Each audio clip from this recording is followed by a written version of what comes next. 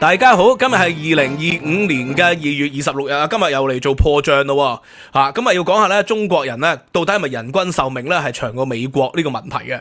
因為咧事緣就係我尋日有一條影片，就係咧利用咗武漢大學嘅一批學者喺英國嘅柳葉刀期刊嘅一個副刊裏邊咧就發表咗一篇論文，論文咧就講到中國嘅呼吸道疾病產生嘅癌症包括呢個喉癌呢個肺癌等等，咁咧就係遙遙領先，無論係發病人數、死亡人數、死亡率都係咧世界第一嘅。咁呢個就係我尋日嘅報道啦。但係即刻有啲人嚟質疑我啦，喂，你特登曲解篇論文冇講到咧新增病例咧都係世界第一嘅，而事實上呢篇論文咧就利用咗咧 WHO 各國嘅數據咧，就話中國每10萬人有呢個呼吸道癌症嘅咧，大概係34.8人，34.8人呢個係中國嘅數據。美國咧係33.1人，英國係32.3人，即係你睇落去咧係差唔多，每10萬人都係30幾個有呼吸道癌症啦。就中國唔係特別高喎，但係我尋日拍影片嘅時候咧，用咗篇論文嘅或者用埋聯合國嘅報告去支持咗我嘅說法，就係話咧中國嘅發病人數係遠遠被低估嘅，因為咧中國咧唔係有全民醫療。即使有買醫保嘅人咧，你唔係在本省咧，亦都未必進行到即時嘅醫療噶咯。咁所以咧，加上咧地方啦、農村啦，或者係3、4線城市啦，或者係即使大城市裏邊嗰啲農民工都冇買醫保噶嘛，所以咧冇辦法做到全民體檢，唔係好似日本咁，唔係好似咧英國咁，唔係好似台灣咁，可以年年驗身嘅。咁所以咧喺咁嘅情況底下咧，中國嗰個發病人數同發病率係被低估嘅。咁如果你唔信咧，從另外一個數據，呢個中國權威機構官方發表嘅數據就可以睇到啦。呢個國家癌症中心咧所發布嘅數據中國喺2020年死亡人數咧因為癌症而死咧就300萬人。咁300萬人咧就係佔咗呢個嘅全球癌症死亡人數嘅30%喎。但係問題係中國佔咗全球人口只係得18% 啫嘛，而佢死亡嘅人數就佔咗全球癌症嘅30%。呢個就好明顯啦，就係說明咗中國人呢，其實就係因為冇體檢好多人都冇體檢啦，至少咁好多人冇體檢嘅時候呢，你揾到個癌症呢已經係末期、晚期擴散晒，咁所以你個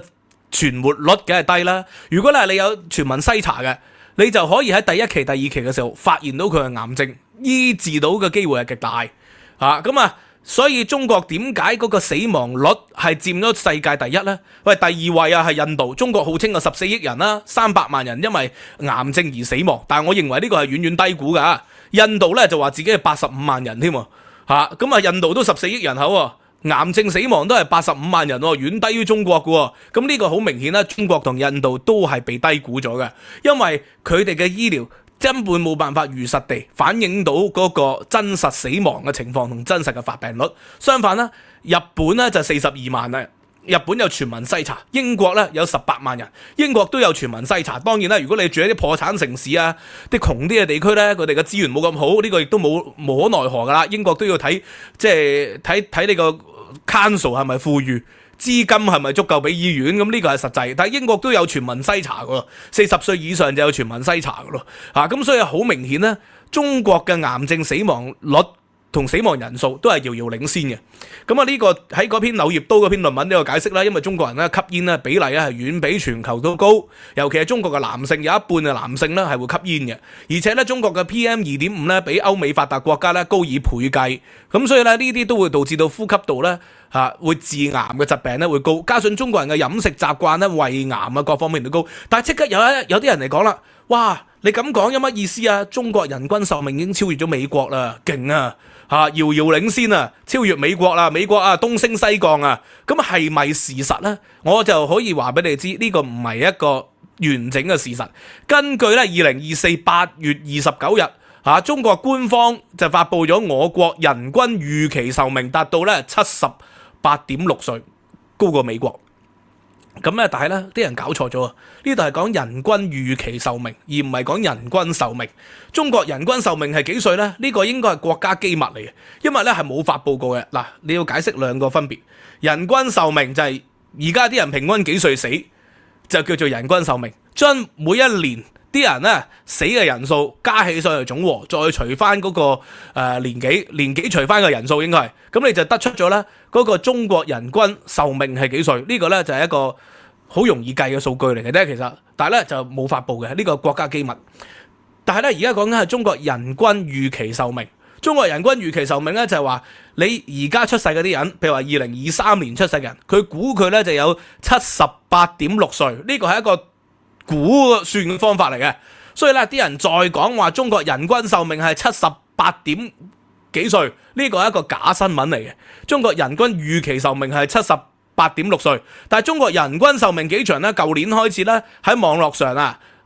已經有好多報道。咁啱咧，我尋日睇其實係今朝睇嘅啫，就係咧2025年嘅2月26日，香港01就報道咗啦。中國咧男性平均壽命係未滿70歲嘅，預期壽命就有78歲喎。但係咧好多網上嘅消息就話咧，中國而家人均壽命咧男性嚟計係69.9歲，就未夠70歲。咁但係呢個係咪一個事實咧？就不得而知。有好多人咧就話佢哋冇了解到嗰個事實真相。咁到底係咪咁，我就不得而知，因為咧中國係冇發布過人均壽命嘅，只係得發布過咧人均預期壽命。所以啦，佢就話而家喺網上嗰啲新聞話中國嘅人均壽命男性未夠70歲，人生70古來稀。我就對於呢個講法就打個問號，我就不知道，回答唔到，因為佢係國家機密。咁但係有一個問題啦，假設咧佢個人均預期壽命係78.9歲啦，即係未滿79歲啦，女性係長啲嘅，女性係過80噶啦，男性係短命啲嘅，不嬲都係咁嘅。咁所以咧，如果揾老公嘅話咧，其實最好揾細過自己3幾年嘅，可以同步死亡嘅機會率大。如果咧你揾個大自己10年8年咧，即係你首先咧有10年8年佢大過你，佢又早走你5、6年，即係你有15、6年係守寡嘅機會率係高好多嘅。咁但係我又講翻美國啦，美國嘅人均壽命係幾多呢？我哋可以睇一睇美國嘅官方數據咯。呢個呢就係好詳細地睇到嘅。呢個都係美國嘅官方數據。佢又分得好仔細喎，分埋咧唔同嘅種族嘅。因為咧我哋涉及一個問題啦。如果你華人咧咁中意潤去美國，有啲人話潤去美國做乜嘢啊？潤去美國咪捱苦做2等公民。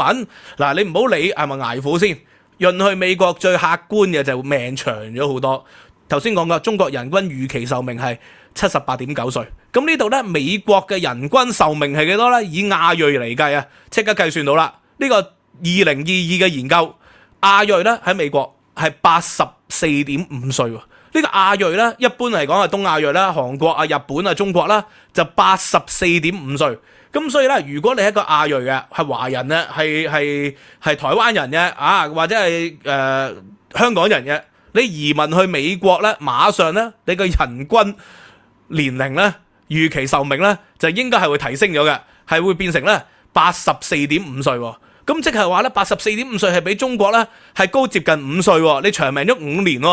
哇！呢個係一個好客觀嘅實際數據。但係點解話美國嘅人均壽命或者人均預期壽命係低呢？而家美國平均所有種族加埋嘅人均預期壽命係77.5歲，而中國就話自己係78.9歲啊嘛，咁咪高過美國咯。咁因為咧係有一啲嘅種族咧係拉低咗好多咁有咩種族拉低？但係白人就係77.5歲，白人就係平均值嚟，完全係平均值，係華裔、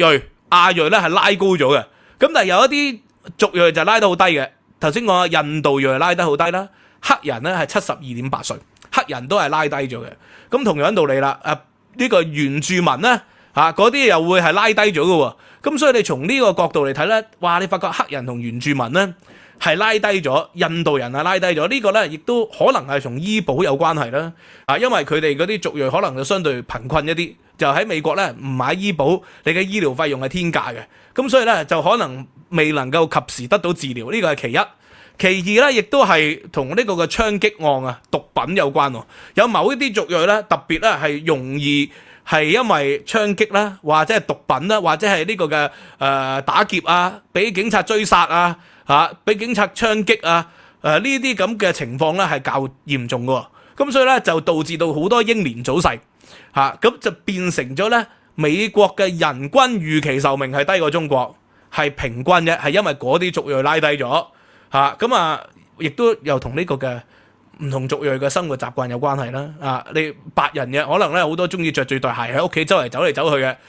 咁所以白人咧係平均年齡。亞裔咧通常就會除鞋喎喺屋企，咁啊即係洗手啊嗰啲又會提升到佢嘅人均預期壽命啦。飲食習慣啦，中意食煎炸嘢啊，有啲族裔咧就特別中意食啲唔健康嘅一啲 fast food 啊，咁咧佢哋會導致到低啲喎。咁當然吸毒同埋酗酒亦都係一個好嚴重。你吸毒同酗酒咧，就導致到咧你有各種疾病嘅風險，或者咧吸咗毒或者酗完酒之後咧去犯罪而俾人槍擊嘅風險又會增加喎。所以咧再唔好講話中國人均壽命係高過美國啦。中國人均壽命係咪高過美國係國家機密，但係中國嘅人均預期壽命係高過美國嘅平均種族嘅預期壽命，呢個係事實。但係美國嘅亞裔人均壽命咧係遠高過中國人嘅預期人均壽命。呢個咧考證咗啦，今日同大家唔好再誤導啦，俾人哋俾啲假新聞咧，或者俾啲所謂愛國主義嘅媒體新聞咧係炒作，話中國嘅人均壽命高過美國。咁如果你係一個華裔，即係亞裔啦，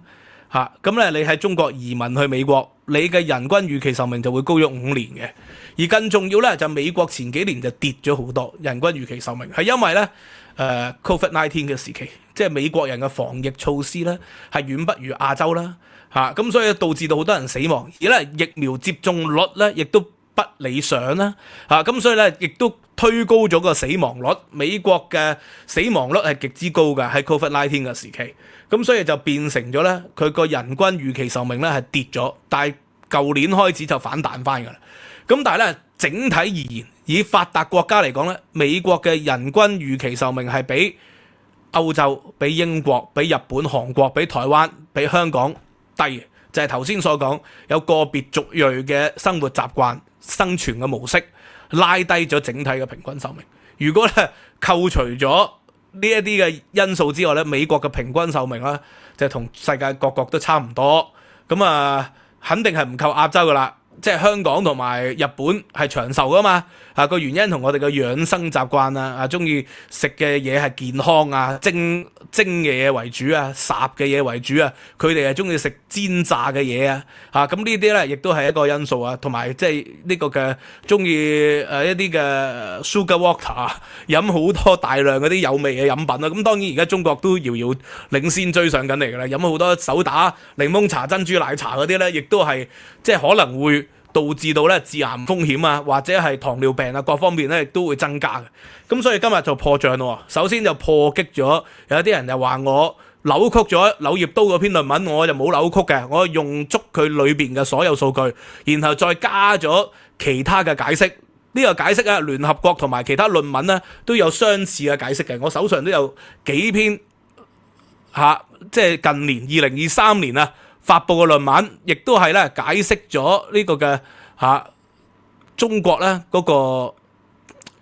癌症死亡人數啊，同埋嗰個發病率咧係被低估嘅問題嘅，都係中國學者寫嘅喎，呢啲喺歐洲發表嘅喎，喺美國發表嘅喎，咁所以咧由此可見咧，我就反駁咗呢啲咁嘅講法。第二就係咧有一啲五毛或者一啲愛國主義者就即刻解釋中國嘅人均壽命指壓美國，呢個亦都係個假新聞嚟。因為佢有國家機密，我哋唔知。OK， 今日就解釋到呢度啦。睇數據咧就係最好玩嘅地方。我每日都做歷史學研究，就做呢啲嘅。我用翻同樣嘅方法咧，擺翻喺呢個時事題目度去拆解翻俾你聽。咁所以有興趣聽我嘅獨家課堂嘅朋友咧，可以 join 我 Patreon、YouTube Members 年費訂閱咧，仲有 discount 15蚊美元一個月以上咧，就可以咧無限重溫翻以往嘅內容啊！多謝大家支持，知識有價，拜拜。